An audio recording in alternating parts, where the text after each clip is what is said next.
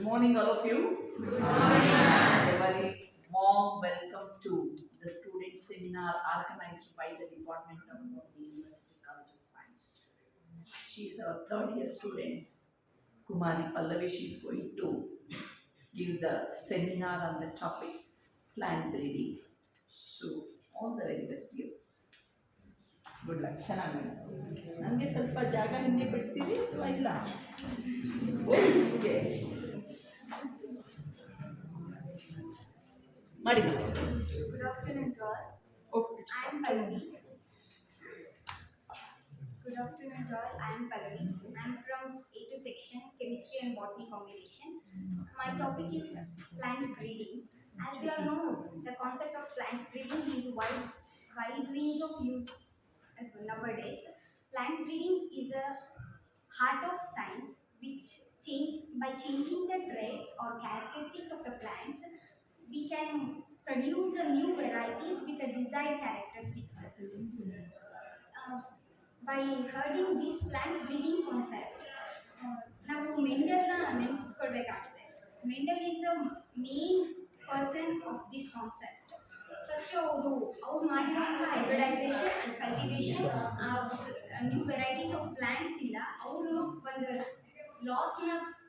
ಲಾಸ್ನ ಸ್ಟೇಟ್ಮೆಂಟ್ನ ಕೊಡ್ತಾರೆ. ಅದು that laws are also known as a law of inheritance. ಅವ್ರು ಮಾಡಿರೋ ಹೈಬ್ರಿಡೈಸೇಷನ್ಸ್ ಮತ್ತು ಕಲ್ಟಿವೇಷನ್ಸ್ ಇಂದ ಅವರು ಡಾಮಿನೆಂಟ್ ಜೀನ್ಸ್ ಮತ್ತು ರೆಸಿಸಿವ್ ಜೀನ್ಸ್ ಬಗ್ಗೆ ಇನ್ಫಾರ್ಮೇಷನ್ ಕೊಟ್ಟಿರೋದ್ರಿಂದ ನಮಗೆ ಈಗ ನ್ಯೂ ವೆರೈಟೀಸ್ ಅಥವಾ ನಮಗೆ ಬೇಕಿರೋ ಕ್ಯಾರೆಕ್ಟರಿಸ್ಟಿಕ್ಸ್ ಆಫ್ ಪ್ಲಾಂಟ್ಸ್ ಎಲ್ಲದನ್ನು ಪ್ರೊಡ್ಯೂಸ್ ಮಾಡೋಕ್ಕೆ ಹೆಲ್ಪ್ ಆಗ್ತಾ ಇದೆ. Mendel is also known as a father of plant breeding all over the world. ಆದರೆ ಆಫ್ಟೂಸ್ ಅರ್ಪಲ್ ಸಿಂಗ್ ಅನ್ನೋರು ನಮ್ಮ ಇಂಡಿಯನ್ ಪ್ಲಾಂಟ್ ಬ್ರೀಡಿಂಗ್ಗೆ ಫಾದರ್ ಅಂತ ಕರಿತೀವಿ. Is a father of our Indian plant breedings. And ಈ ನಮ್ಮ ಇಂಡಿಯಾದಲ್ಲಿ ಒಂದು ಸ್ಪೆಷಲ್ ಸ್ಪೀಸೀಸ್ ಅಂದರೆ ರೈಸ್ ಸ್ಪೀಸೀಸ್ ಒಂದು ಹೈಬ್ರಿಡ್ ಬಗ್ಗೆ ಹೇಳಬೇಕು ಅಂದರೆ ಗೋಲ್ಡನ್ ರೈಸ್ ಅನ್ನೋ ಒಂದು ಹೈಬ್ರಿಡ್. ಆ ಗೋಲ್ಡನ್ ರೈಸ್ ಅನ್ನೋ ಹೈಬ್ರಿಡ್ನ ಹೆಂಗೆ ಫಾರ್ಮ್ ಮಾಡ್ತಾರೆ ಅಂದರೆ ವಿತ್ ಜೆನೆಟಿಕಲ್ ಮಾಡಿಫಿಕೇಶನ್ಸ್ ಮತ್ತು ಡಿಸೈರ್ಡ್ ಕ್ಯಾರೆಕ್ಟರಿಸ್ಟಿಕ್ಸ್, ಅದಕ್ಕೆ ನಮಗೆ ಬೇಕಿರೋ ಪ್ರೋಟೀನ್ಸ್ ನ್ಯೂಟ್ರಿಯೆಂಟ್ಸ್ನ ಆ್ಯಡ್ ಮಾಡಿ, ಆ್ಯಕ್ಟಿವ್ ವಿಟಮಿನ್ಸ್ನ ಆ್ಯಡ್ ಮಾಡಿ ಅದನ್ನು ಪ್ರೊಡ್ಯೂಸ್ ಮಾಡೋಕ್ಕೆ ಸ್ಟಾರ್ಟ್ ಮಾಡ್ತಾರೆ. ದಟ್ ಲೀಡ್ಸ್ ಟು ಅಂದರೆ ಹೈ ಹೀಟ್ಗೆ ಹೆಲ್ಪ್ ಆಗುತ್ತೆ. ಆ್ಯಂಡ್ ಮತ್ತು ನಮ್ಮ ಇಂಡಿಯನ್ ಪ್ಲಾಂಟ್ ಬ್ರೀಡರ್ಸಲ್ಲಿ ಬಿ ಪಿ ಪಾಲ್ ಅನ್ನೋರು ಒಂದು ಮೇನ್ ರೋಲ್ನ ಪ್ಲೇ ಮಾಡ್ತಾರೆ. ಆ ಬಿ ಪಿ ಪಾಲ್ ಅನ್ನೋರು ಆ ಪ್ಲಾಂಟ್ ಬ್ರೀಡಿಂಗ್ ಕಾನ್ಸೆಪ್ಟ್ನ ನಮ್ಮ ಇಂಡಿಯಾದಲ್ಲಿ ಇಂಟ್ರಡ್ಯೂಸ್ ಮಾಡ್ತಾರೆ. ಆ ಇಂಟ್ರಡ್ಯೂಸ್ ಮಾಡಿರೋ ಆ ಬಿ ಪಿ ಪಾಲ್ ಅವರು ಇಂಟ್ರಡ್ಯೂಸ್ ಮಾಡಿರೋ ಪ್ಲಾಂಟ್ ಬ್ರೀಡಿಂಗ್ ಇವತ್ತವರೆಗೂ ಕಂಟಿನ್ಯೂ ಆಗ್ತಾ ಇದೆ. ಅದರಿಂದ ಒಂದು ಟೆಕ್ ಸ್ಟಾರ್ಟ್ ಆಗ್ತದೆ. ಹೈಯರ್ ಕ್ರಾಪ್ ಈಲ್ಡ್ ಬಂದರೆ ನಮಗೆ ಸ್ಕೇರ್ಸಿಟಿ ಆಫ್ ಫುಡ್ ಕಡಿಮೆ ಆಗುತ್ತೆ. ಸ್ಕೇರ್ಸಿಟಿ ಆಫ್ ಫುಡ್ ಕಡಿಮೆ ಆಗೋದ್ರಿಂದ ಪೀಪಲ್ ವಿಲ್ ಸರ್ವೈವ್ ಈಸಿಲಿ.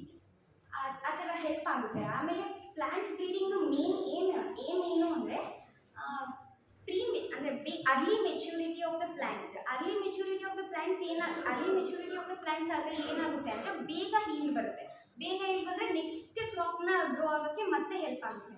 ಈ ಥರ ಬ್ರೀಡಿಂದ ಜಾಸ್ತಿ ಅಪ್ಲಿಕೇಶನ್ಸ್ ಇದೆ. ಆಮೇಲೆ ಪ್ಲಾಂಟ್ ಬ್ರೀಡಿಂಗು ಇನ್ನೂ ಏಮ್ಸ್ ಏನೇನು ಅಂದರೆ ಪ್ಲಾಂಟ್ಸ್ನ ಗ್ರೋ ಮಾಡ್ತೀವಿ ವಿತ್ ಡಿಸೀಸ್ ರೆಸಿಸ್ಟೆನ್ಸ್, ಆಮೇಲೆ ಟಾಲರೇಟ್ ಟು ದ ಎಕ್ಸ್ಟ್ರೀಮ್ ಸ್ಟ್ರೆಸ್ಗೆ ಟಾಲರೇಟ್ ಆಗಬೇಕು ಅವು, ಆಮೇಲೆ ಟೆಂಪರೇಚರ್ ಚೇಂಜಸ್ಗೆ ರೆಸಿಸ್ಟೆಂಟ್ ಆಗಬೇಕು, ಫ್ಲಡ್ಸ್ ಎಲ್ಲ ಆ ಥರ ಟೈಮಲ್ಲಿ ಅಲ್ಲೂ ರೆಸಿಸ್ಟೆಂಟ್ ಆಗಬೇಕು. ಆ ಥರ ಟಾಲರೇಟ್ ಆಗೋ ಥರ ಪ್ಲಾಂಟ್ಸ್ನ ಗ್ರೋ ಮಾಡೋಕ್ಕೆ ಪ್ಲಾಂಟ್ ಬ್ರೀಡಿಂಗ್ ಟೆಕ್ನಿಕನ್ನು ಯೂಸ್ ಮಾಡ್ತೀವಿ ನಾವು.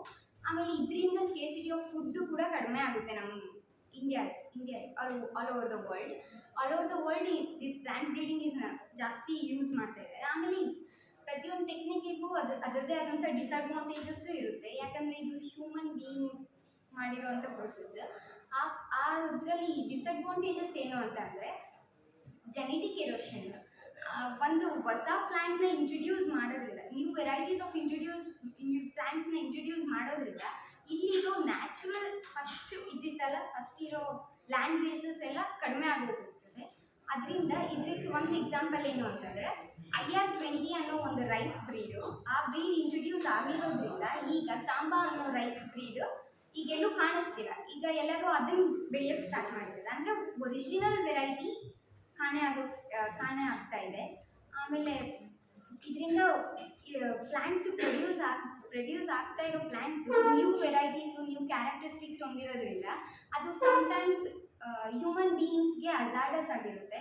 ಹೆಂಗೆ ಅಂದರೆ ಅದು ಟಾಕ್ಸಿಕ್ನ ಅಲರ್ಜಿನ್ಸ್ನ ನ್ಯಾಚುರಲಿ ಪ್ಲ್ಯಾಂಟ್ಸ್ ನ್ಯಾಚುರಲಿ ಆಗಿ ಟಾಕ್ಸಿಕ್ಸ್ನ ಅಲರ್ಜಿನ್ಸ್ನ ಎಲ್ಲ ಪ್ರೊಡ್ಯೂಸ್ ಮಾಡೋದ್ರಿಂದ ಅದು ಹ್ಯೂಮನ್ ಬೀಯಿಂಗ್ಸ್ಗೆ ಅಜಾರ್ಡಸ್ ಆಗುತ್ತೆ.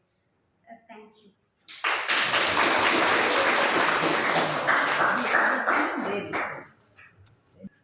ಅಟ್ಲೀಸ್ಟ್ ಮತ್ತೆ ಟೀಚರ್ಗೆ ಅಂತ ಯಾವತ್ತು ಡೌಟ್ ಕೇಳಲಿಲ್ಲ. ಅಟ್ಲೀಸ್ಟ್ ನೀವು ಫ್ರೆಂಡ್ಸಿಗಾದ್ರು ಕೇಳಬೇಕಲ್ಲ. Any doubt?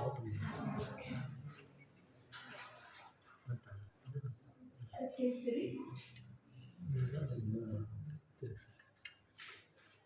Very good.